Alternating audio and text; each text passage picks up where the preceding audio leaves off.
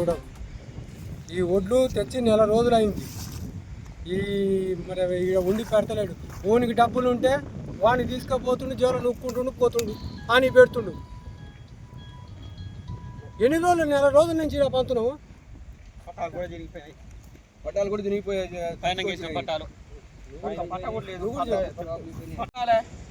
Serial లేదు, hotel లేదు. డబ్బులు పెడితే ఆడే. ఇక ఇప్పుడు నేను జోలంగా 1000 రూపాయలు 2000 ఇవ్వగానే కథం పెడుతుండు. మేము పోషణంగా 3 కుప్పలు వేసినాయి ఆడ. ఇక చూడు 3 కుప్పలు వేసినాయి. పోరాము ఇతల వాళ్ళు మాది పోషణంగా 3 రోజులు కూర్చుండు. మాది పోషణంగా తర్వాత అలా పెట్టేసిండు కాంట.